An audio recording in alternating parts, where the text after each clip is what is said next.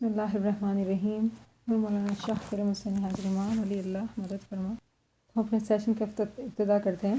ایک علم محفل میں حضور صلی اللہ علیہ وسلم بیٹھے ہوئے تھے اور لوگوں نے پوچھا کہ خدا کو کیا ضرورت تھی دنیا بنانے کی. حضور صلی اللہ علیہ وسلم جواب دیتے ہیں کہ وہ خدا جو ہے وہ ایک چھپا ہوا خزانہ تھا اور اس کی یہ چاہت ہوئی کہ وہ پہچانا جائے تو اس نے جو ہے وہ دنیا بنائی. اب قرآن کی ایک آیت نکالتے ہیں سورہ انعام کی 59 جس میں خدا تعالیٰ فرماتے ہیں، اگر اس کو پڑھیں ہم، اسی کے پاس غیب کی کنجیاں ہیں جنہیں اس کے سوا کوئی نہیں جانتا. اسی کے پاس غیب کی کنجیاں ہیں جنہیں اس کے سوا کوئی نہیں جانتا. تو خدا کے پاس وہ چابیاں ہیں، غیب کی چابیاں ہیں، خزانے کی چابیاں ہیں جو اس کے سوا کوئی نہیں جانتا ہے.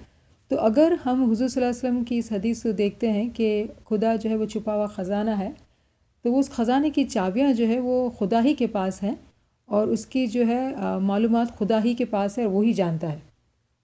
تو آج ایکچولی ہم ایک خزانے کی چابی کی بات کریں گے اور وہ چابی جو ہے وہ صلوات ہے. صلوات جو ہے از ون آف دا کی خدا کے عظیم خزانے کی. بہت ساری چابیاں ہیں، اس میں سے ایک چابی یہ ہے. تو ایک اور سورہ ہے 33 کی 56 ایک آیت ہے، وہ نکالتے ہیں 33 کی 56. اس کے پہلے حصے میں یہ لکھا ہوا ہے کہ آیت یہ ہے کہ اللہ اور اس کے ملائکہ نبی پر درود بھیجتے ہیں. تو خدا جو ہے یہ فرما رہا ہے قرآن میں کہ خدا خود اور اس کے تمام فرشتے جو ہے وہ نبی پر درود بھیجتے ہیں. تو سوال یہ پیدا ہوتا ہے کہ کیوں بھیجتے ہیں؟ یہ سوال کون کرتا ہے؟ جو دانش مند ہوتا ہے، جو عقل مند ہوتا ہے، یا سلطان محمد شاہ کے فرمان کے مطابق جو ہے جو ہوشیار ہوتا ہے.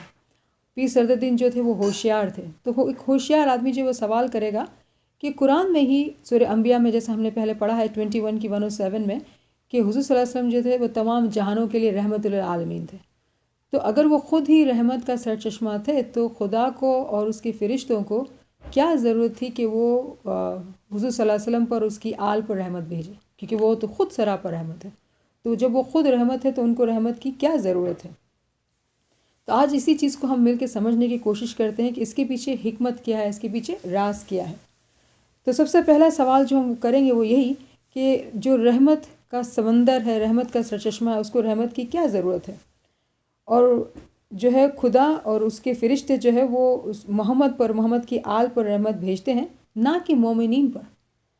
ٹھیک ہے نا؟ تو مومنین کو جو ہے اسی آیت کے دوسرے حصے کو پڑھا جائے اگر، تو جس طرح سے یہ اس میں کہا جا رہا ہے 33 کی 56 میں کہ اے لوگو جو ایمان لائے ہو تم بھی ان پر درود و سلام بھیجو. کہ اے لوگو جو ایمان لائے ہو تم بھی ان پر درود و سلام بھیجو. تو کتنی عجیب بات ہے کہ ہم یہ کہہ رہے ہیں کہ حضور صلی اللہ علیہ وسلم جو ہے وہ رحمت کا سرچشمہ ہے، وہ خود تمام جہانوں کے لیے رحمت ہے. خدا اور اس کے فرشتے بھی ان پر رحمت بھیجتے ہیں اور ہمیں بھی یہ حکم دیا جا رہا ہے کہ تم ان پر رحمت بھیجو. تو اس کا مطلب یہ ہوا کہ مومنین کو یہ تعلیم دی جا رہی ہے کہ آپ جو ہے ان کے ذریعے سے جو رحمت ان کے پاس خدا کے دوارا ان کے پاس آئی ہوئی ہے آپ اس کو حاصل کریں. تو جب ہم ان پر درود یا صلوات پڑھتے ہیں تو ایکچولی ہم یہ بولتے ہیں کہ وہ رحمت جو آپ کے پاس ہے وہ ہمیں دیجیے. کن معنوں میں وہ رحمت کیا ہے؟ وہ رحمت دراصل وہ ہدایت ہے، وہ گائیڈنس ہے جو ان کے پاس ہے. تو وہ رحمت جو ہے یعنی کہ ہمیں وہ گائیڈنس ملے جس سے ہم اس خزانے کو پہچان سکیں جو خدا کا ہے. تو ہمارا جو درود و صلوات پڑھنا جو ہے وہ ان کے یہ تعلیم یہ ہے کہ ہم حضور صلی اللہ علیہ وسلم کی، ہمارے پیغمبر کی اور ان کی آل یعنی امام زمان کی تابعداری کریں، فرمان برداری کریں، تاکہ وہ جو خود رحمت کا سرچشمہ ہے تو وہ رحمت ہم تک پہنچے. ٹھیک ہے نا؟ پھر دوسرا سوال یہ پیدا ہوتا ہے کہ صلوات کا فائدہ ڈائریکٹ ہے کہ انڈائریکٹ ہے. ڈائریکٹ ان معنوں میں کہ اگر خدا اور فرشتے جو ہے حضور صلی اللہ علیہ وسلم پر اور اس کی آل پر اگر رحمت بھیجتے ہیں تو کیا ہمیں بھی وہ ڈائریکٹ رحمت پہنچتی ہے؟ تو اس کا جواب یہ ہوتا ہے کہ وہ اس طرح سے ڈائریکٹ نہیں ملتی، ہمیں انڈائریکٹ ملتی ہے. کس طرح سے؟ کہ خدا اور فرشتوں کا جو درود ہے، صلوات ہے، جو پیغمبر پر، امام زمان پر جو آتا ہے وہ گائیڈنس کی صورت میں ہمیں ملتا ہے. تو وہ انڈائریکٹ ہمیں رحمت ملتی ہے، ڈائریکٹ نہیں ملتی ہے. لیکن وہ بھی انہی کو ملتی ہے اگر جو کہ ان کی فرمان برداری کرتے ہیں. جو ان کی فرمان برداری نہیں کرتے ہیں ان کو وہ ہدایت ان تک نہیں پہنچتی ہے. تو خدا اور فرشتوں کی صلوات جو ہے ایکچولی کیا ہے؟ وہ نور محمد ہی ہے.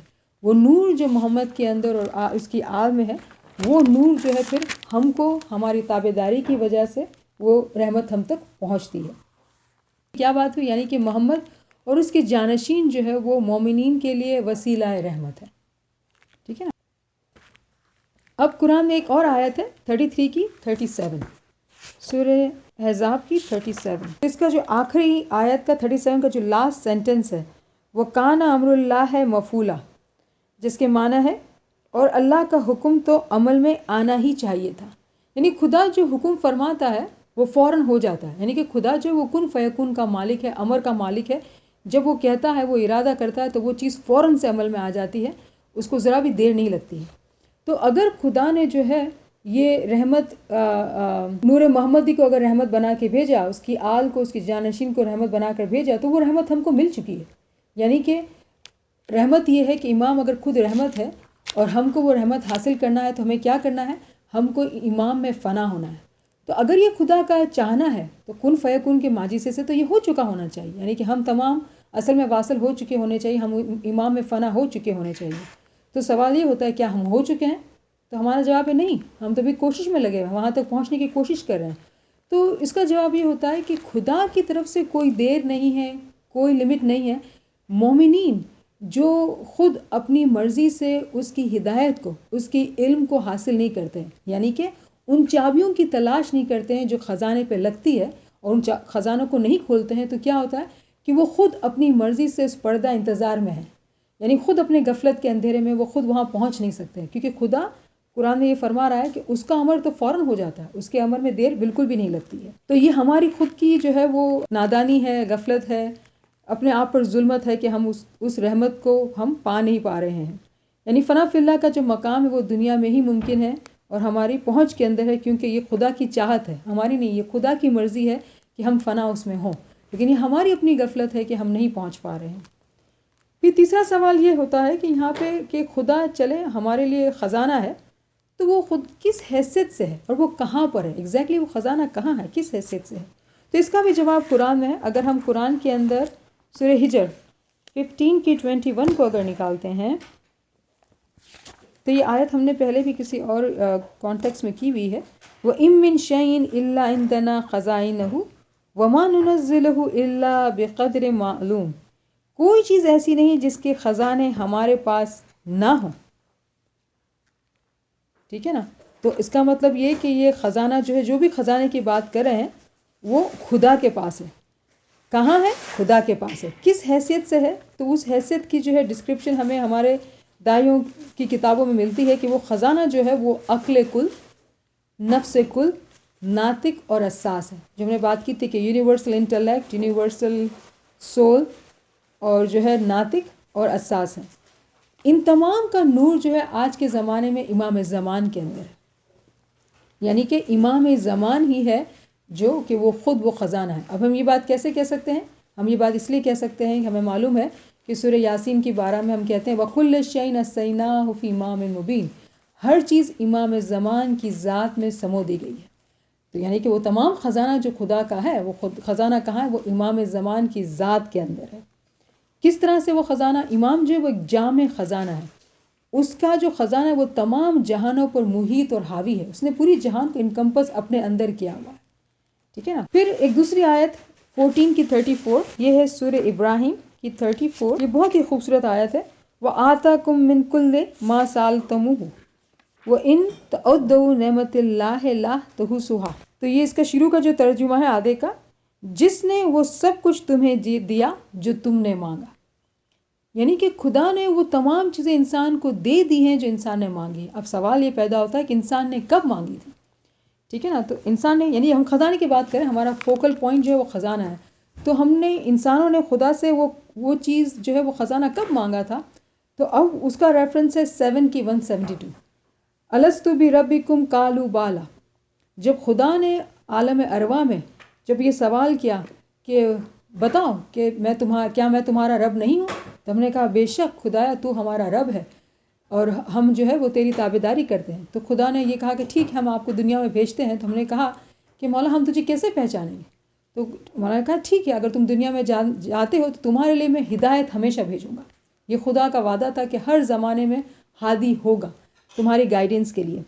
تو ازل میں ہم سے یہ وعدہ کیا گیا ہے کہ ہمیں جو ہے دنیا میں رحمت ہمارے لیے بھیجی جائے گی. تو وہ رحمت ہے کس طرح سے ہے؟ امام کی صورت میں. جب پیغمبروں کا زمانہ تھا تو پیغمبروں کی ناطق کی صورت میں تھی. آج امام کا زمانہ ہے تو امام کی صورت میں وہ خزانہ جو ہے وہ دنیا میں بھیج دیا گیا ہے. تو امام مبین میں جو ہے وہ تمام خزانہ ہے. تو اگر آج کوئی یہ سوال کرتا ہے کہ خدا اگر خزانہ ہے اور مجھے اس کو پہچاننا ہے، تو خدا نے یہ سورہ ابراہیم میں 34 میں یہ فرما دیا ہے کہ تم کو دے دیا جو تم نے مانگا. ہمیں دے دیا جا چکا ہے، لیکن ہم نے جو بات کی کہ یہ انسان کی خود کی کوتاہی ہے کہ وہ خود اپنے آپ کو پردہ انتظار میں رکھے ہوئے ہے کہ اور وہ چابیوں کی تلاش نہیں کر رہے ہیں. تو امام مبین ہی ہے وہ خزانہ ہے. پھر ایک اور سوال اٹھتا ہے صلوات پر سے کہ ہم نے دیکھا کہ 33 کی 56 میں یہ کہا جا رہا ہے کہ خدا اور اس کے فرشتے محمد اور محمد کی آل پر رحمت صلوات بھیجتے ہیں، درود بھیجتے ہیں. تو اب سوال یہ ہوتا ہے کہ خدا کی صلوات میں، درود میں اور فرشتوں کی صلوات و درود میں کوئی فرق ہے؟ ہاں فرق ہے. کس طرح سے؟ جب خدا اگر کوئی چیز کا امر کرتا ہے تو وہ فوراً ہو جاتا ہے، یعنی وہ رحمت یقینی ہو جاتی ہے کن فیکون کے امر سے. لیکن جب فرشتے صلوات پڑھتے ہیں تو وہ درود بھیجتے ہیں تو کیا ہوتا ہے کہ وہ خدا کے حکم کی پیروی کرتے ہیں، یعنی کہ وہ مومنین کی مدد کرتے ہیں کہ مومنین جو ہے وہ امام کی طرف راغب ہوں. وہ امام کی پہچان کرانے کے لیے مومن کی توجہ جو ہے امام پر ڈلواتے ہیں کہ دیکھو، یعنی امام کی شناخت. یعنی آج کی اگر ہم مثال لیتے ہیں کہ امام نے جو ہے ہارورڈ میں یونیورسٹی میں کھڑے ہو کے یہ فرمایا کہ I am the direct descendant of prophet Muhammad. اب اگر کسی شخص کو تلاش ہے، جیسے پیر ناصر خسرو کی اسٹوری میں ہم پڑھتے ہیں کہ ان کو بہت شوق تھا کہ بھئی اگر اس زمانے میں پروفٹ کا ہاتھ تھا کہ جس پر خدا نے کہا کہ پروفٹ محمد کے ہاتھ پر اگر آپ بیعت کرتے ہیں تو ایسا ہے کہ جیسے آپ نے میری بیعت کی. تو وہ اسی ہاتھ کی تلاش میں قاہرہ تک پہنچے اور امام کو انہوں نے پایا. تو آج امام دنیا میں علل اعلان یہ کہہ رہے ہیں کہ I am the direct descendant of prophet Muhammad. تو یہ کس طرح سے ممکن ہو رہا ہے؟ یہ اس طرح سے ممکن ہو رہا ہے کہ جو درود فرشتے بھیج رہے ہیں، یعنی خدا کے امر کی جو پیروی کر رہے ہیں، اس کی وجہ سے جو ہے ایسے حالات دنیا میں پیدا ہو رہے ہیں کہ امام اپنے آپ کو آشکار کر رہے ہیں. اب جس کو امام کی تلاش ہے، صحیح معنوں میں جو پیاسا ہے اس کی ہدایت کا، وہ امام کو پا لے گا. آج امام جو وہ چھپے ہوئے نہیں ہیں، امام ظاہر ہیں. تو جس کو جو چاہے گا وہ اس کو پا لے گا. تو یہ انسان کے لیے جو ہے خدا کی طرف سے رحمت ہے کہ خدا کے فرشتے جو ہے وہ درود بھیجتے ہیں، یعنی کہ امام کی طرف مومنین کی توجہ راغب کرتے ہیں تاکہ وہ خدا کے خزانے کی معرفت کو پہنچ سکے. امام سلطان محمد شاہ نے جام نگر 1900 میں یہ فرمان فرمایا کہ چاوی تمہارا ہاتھ میں چھے ہوے کھولو. چاوی تمہارا ہاتھ میں چھے ہوے کھولو، اگر نہ کھولو تو تمہاری مرضی. ہمیں تو محنت کری تموں نے دیکھاڑی ہیں چھے. امام نے یہ فرمایا کہ مولا بولتے ہیں ہم محنت کر کے تمہیں بتاتے ہیں، تمہارے اپنے ہاتھ میں کہ تم چابی کو کھولو یا نہ کھولو. پھر اسی فرمان میں امام آگے جا کے فرماتے ہیں کہ جواہرات چھے પણ તે તિજોરીમાં છે, તેને તાળું છે તે તમે નથી જાણતા, બીજા પણ નથી જાણતા. تو امام یہ فرما رہے ہیں کہ واقعی میں وہ خزانہ ہے لیکن وہ تجوری میں لاک ہے، اور جو ہے وہ آپ بینگ اسماعیلی آپ نہیں جانتے ہیں. افسوس کی بات ہے کہ آپ اسماعیلی نہیں جانتے ہیں لیکن دوسرے بھی نہیں جانتے ہیں. لیکن امام کو شاید زیادہ افسوس ہوتا ہے کہ امام ہمارے پاس ظاہر میں حاضر و موجود ہے اور ہم بینگ اسماعیلی اس کی معرفت کو نہیں سمجھتے ہیں کہ امام جو خود ہمارے سامنے جو ہے خزانے کے صورت میں موجود ہے، لیکن ہم ان چابیوں کی تلاش نہیں کرتے ہیں، ان روحانی راستے کی تلاش نہیں کرتے ہیں. اس حقیقی علم کی تلاش اگر ہم کر لیں تو ہم اس خزانے تک بالکل پہنچ جائیں. یعنی کہ کیا مطلب ہوا اس بات کا کہ فرشتوں نے خدا کے حکم پر عمل کر لیا ہے، وہ خزانہ دنیا میں آ چکا ہے اور وہ ہمارے سامنے حاضر و موجود ہے. پھر ایک اور سوال اٹھتا ہے کہ ٹھیک ہے چلے، اگر یہ خزانہ موجود ہے اور خدا کا جو وعدہ ہے وہ وعدہ مفعول ہے، یعنی کہ ہو چکا ہے، تو وہ ہم تک کیوں نہیں پہنچ رہا ہے؟ اب کیا اس کی شرائط کیا ہے، اس کی کنڈیشنز کیا ہیں کہ ہم کو جو ہے وہ خزانہ مل جائے؟ تو اس کی ایک سب سے بڑی جو پہلی کنڈیشن ہے وہ ڈیفینیٹلی فرمان برداری. فرمان برداری میں بہت ساری چیزیں آتی ہیں جس کی ہمیں معلومات ہیں، لیکن جو سب سے بڑی بات جس میں ہم شاید پیچھے رہ جاتے ہیں وہ یہ ہے اعمال کی پاکیزگی. تو ہم نے اعمال کے بارے میں بہت ڈیٹیل میں بات کی ہے، جو بیسک مورالز اور ایتھکس کی بات ہے، جھوٹ نہ بولنا، پرایا مال نہ کھانا، کسی کی غیبت گلا نہیں کرنا. لیکن اس کے اندر جو ہے ابھی ناچیز سے کسی نے سوال کیا اور عجیب و غریب تھا اور خاتون کی طرف سے آیا تھا، تو کچھ ڈسکشن کی جو ہے لبے لباب میں یہاں آپ سے بات کروں کہ جو ہے جب یہ ہوتا ہے کہ ہماری جو پبلک سیلف ہوتی ہے، ہم جب باہر ہوتے ہیں تو ہم جو ہے ہم ڈفرینٹ پرسن ہوتے ہیں. ایز کمپیئر ٹو جس طرح سے ہم گھر میں ہوتے ہیں. تو اگر باہر کسی کو عہدہ ملتا ہے، کوئی عملداری ملتی ہے، کوئی عزت ملتی ہے، تو آپ جو ہے بہت عاجز ہوتے ہیں، بہت ہمبل ہوتے ہیں، اور لوگ آپ کی جو حکم کی بجاوری کرتے ہیں. تو ایک عجیب قسم کا نشہ اور پاور ہوتا ہے اس میں. پھر جب آپ گھر میں ہوتے ہیں تو گھر کے اندر جو ہے آپ کی فیملی ممبرز آپ کے برابر کے ہوتے ہیں، لیکن عجیب و غریب ماحول یہ بنتا ہے کہ آپ کے اندر یہ ایک عادت بن جاتی ہے یا خواہش بن جاتی ہے کہ آپ کی حکم کی بجاوری کی جائے، کیونکہ باہر لوگ آپ کی عزت کرتے ہیں. تو جو ہے یہ گھر کے افراد کے لیے جو ہے وہ دل آزاری کا باعث بنتا ہے. تو یہ بھی اعمال کے اندر آتا ہے کہ آپ کے گھر کے افراد جو ہے وہ آپ سے خوش رہیں، آپ ان کو جو ہے آپ ان کی اتنی ہی عزت کریں جتنی کہ ان کا جو ہے وہ حق ہے. تو یہ بہت ضروری ہے کہ جب ہم باہر ہوتے ہیں تو ہمارے بہت سارے گناہ جو وہ ہماری سوچ میں ہوتے ہیں، کیونکہ ہم اپنی سوچ میں لوگوں کو جج کر رہے ہوتے ہیں، لوگوں کے فیصلے کر رہے ہوتے ہیں.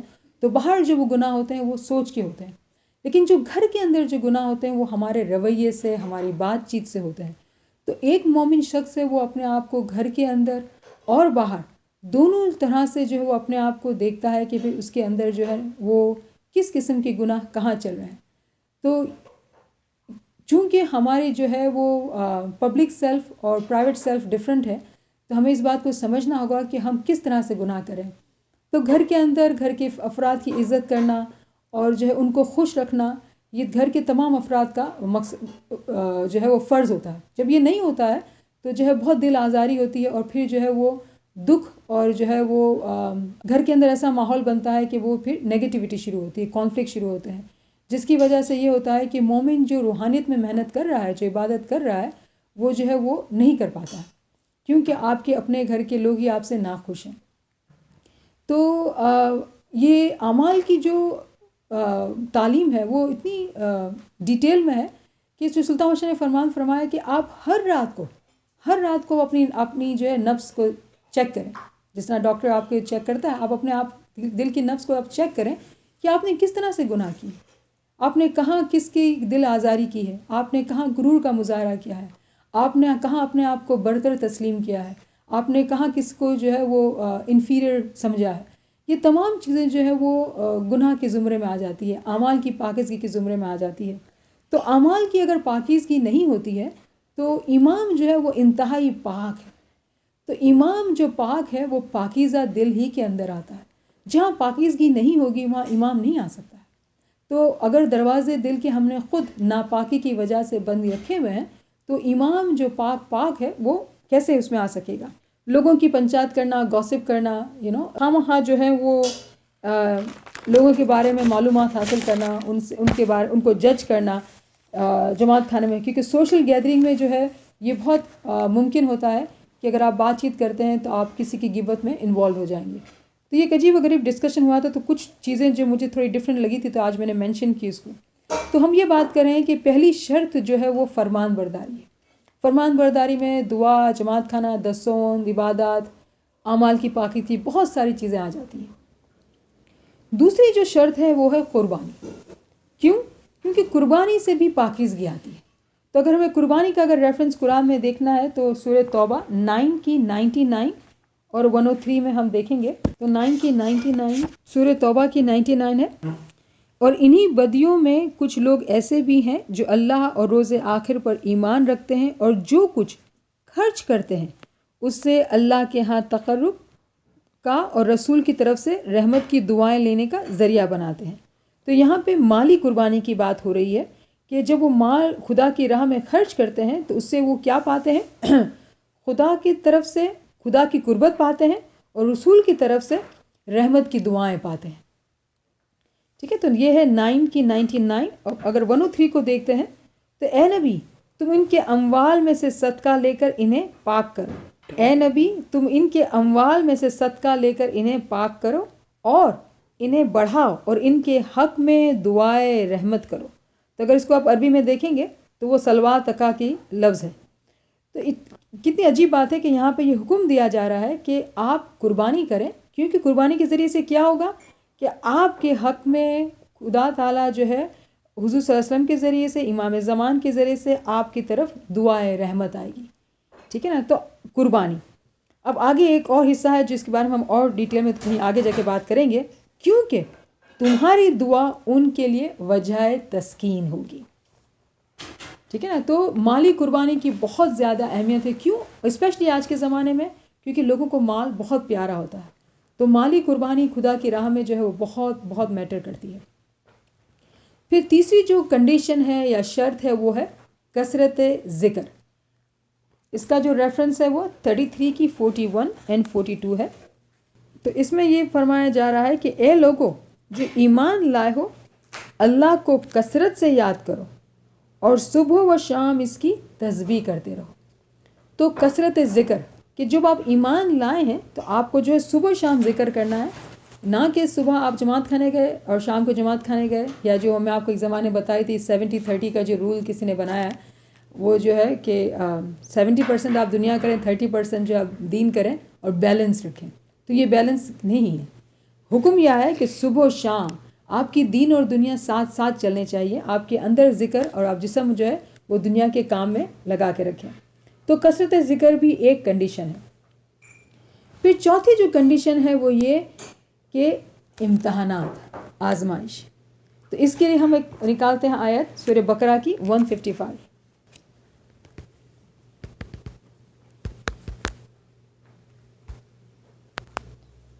تو سورہ بقرہ کی 155 میں خدا تعالیٰ فرماتے ہیں، اور ہم ضرور تمہیں خوف و خطر، فاقہ کشی، جان و مال کے نقصانات اور آمدنیوں کے گھاٹے میں مبتلا کر کے تمہاری آزمائش کریں گے. تو ایک مومن صالح جو ہے وہ اگر فرمان برداری کرتا ہے، کثرت ذکر کرتا ہے، مالی قربانی پیش کرتا ہے، اپنے اعمال کی پاکیزگی رکھتا ہے، وہ کافی نہیں ہے.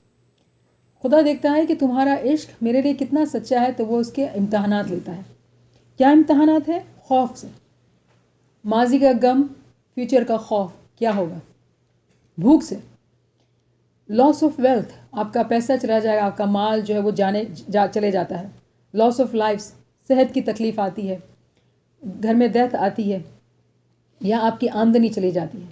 تو اس کی بہت خوبصورت اگزامپل جو قرآن سے ملتی ہے وہ حضرت ایوب علیہ السلام کی ہے، کہ حضرت ایوب علیہ السلام پر جو ہے وہ کیسی تکالیف آئی کہ ان کے جسمانی ان کے جو ہے بیماری ان کے اوپر آئی، اور ایسی تکلیف آئی ان کے اوپر کہ ان کے بچے جو ہے وہ تمام بچوں کا انتقال ہو گیا.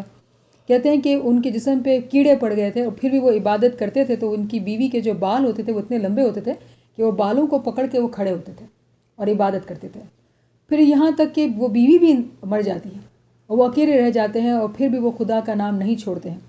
یعنی کتنی تکالیف، کتنا امتحانات ایک پیغمبر پر. کیوں؟ وجہ کیا ہے کہ کیا آپ اپنے ایمان کی راہ پر مستقیم رہتے ہیں کہ نہیں رہتے ہیں. ٹھیک ہے نا.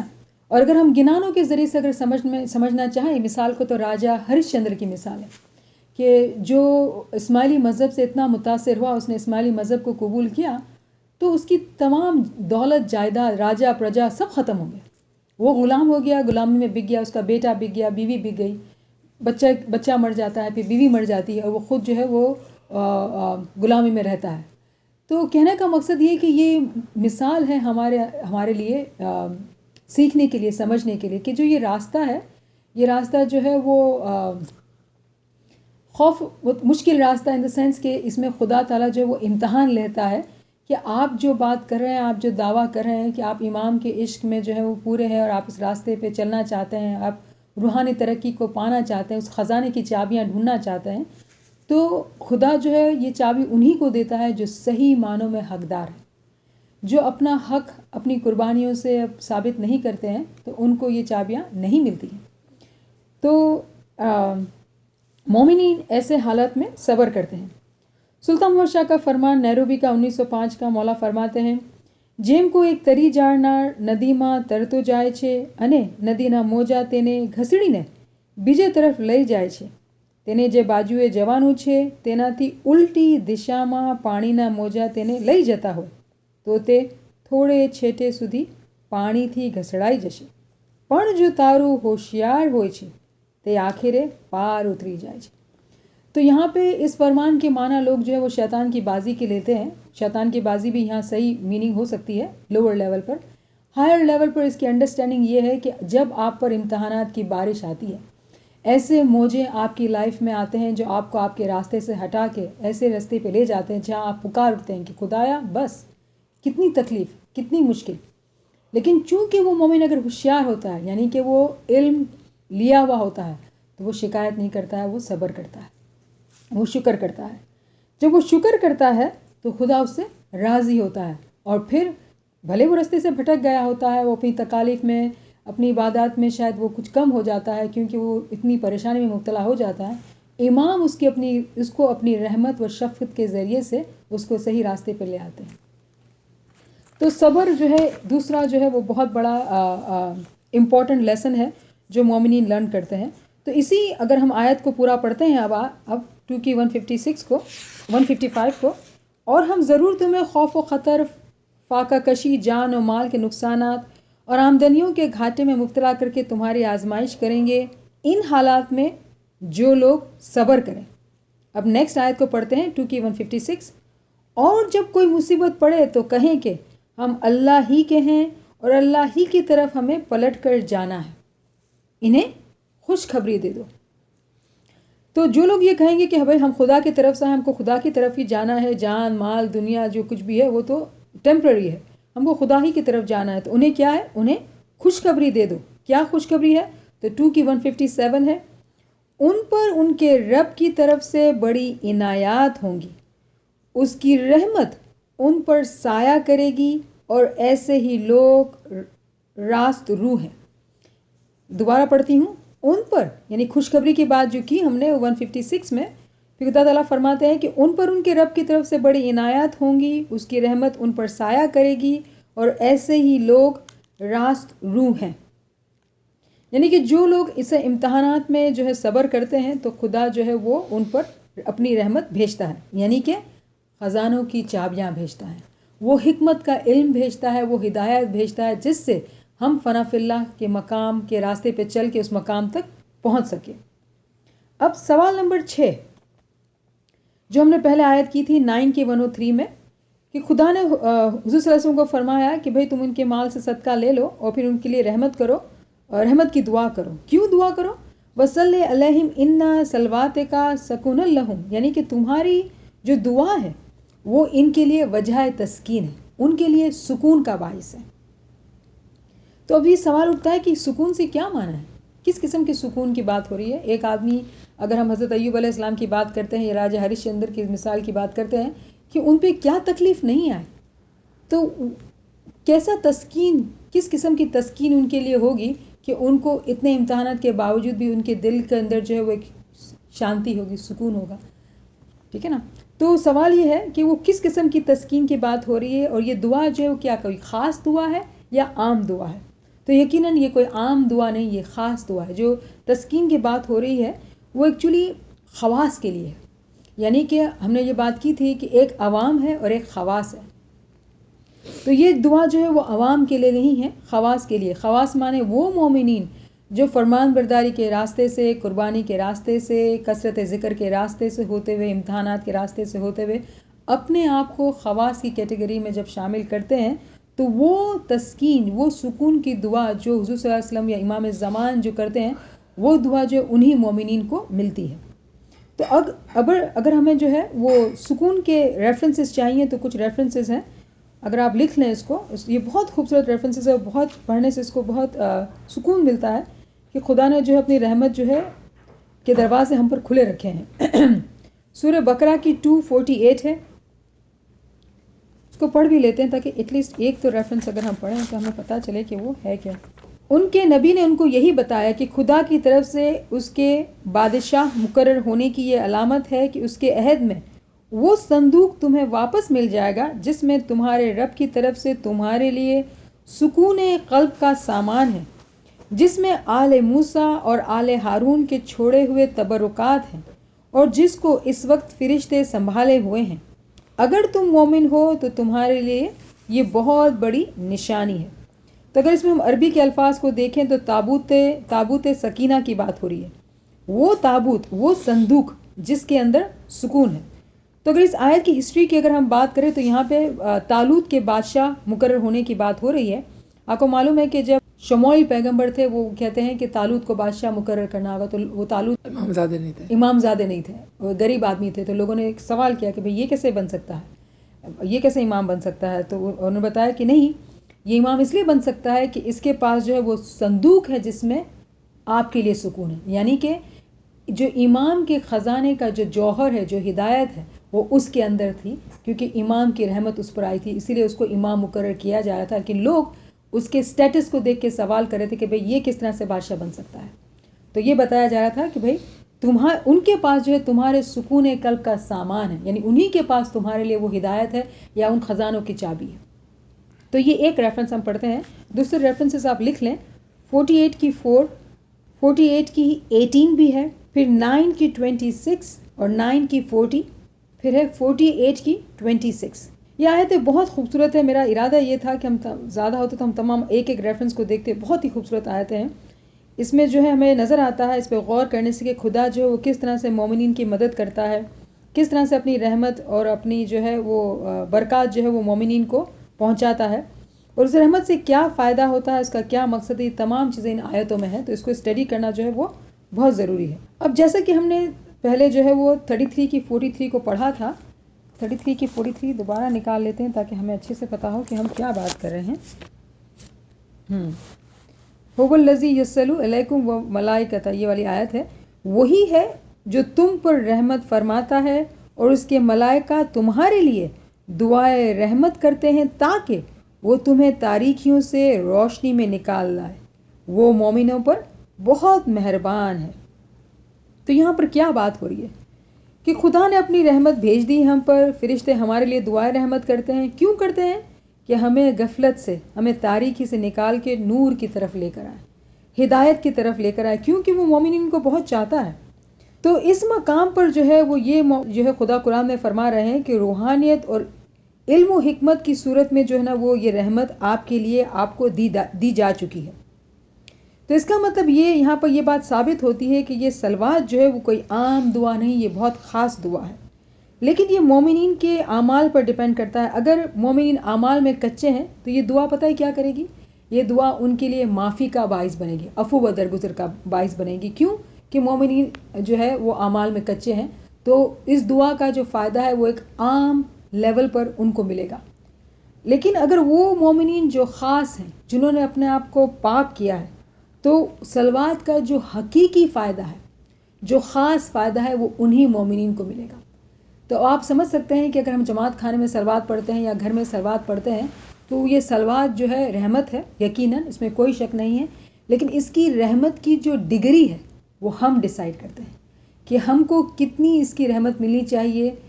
ہم اپنے آپ کو کتنا قابل بنائیں کہ جو رحمت کی بارش ہو رہی ہے ہم اس کو کتنے لیول پر ایبزارب کر سکتے ہیں. تو صلوات جو ہے ایک کلید ہے، ایک چابی ہے رحمت کی. اور علی اللہ ہماری مدد فرمائے کہ ہم اپنے اعمال میں ایسی پاکیزگی لائیں کہ اس کی رحمت کی نظر و کرم ہم پر ہو، اور ہم جو ہیں وہ روحانی ترقی کریں اور اپنے آپ کو دنیا میں ہی، زندگی میں ہی فنا فی اللہ کے مقام پر پائیں اور امام کی محبت اور شفقت کو حاصل کریں، امام کی نورانی دیدار کو حاصل کریں.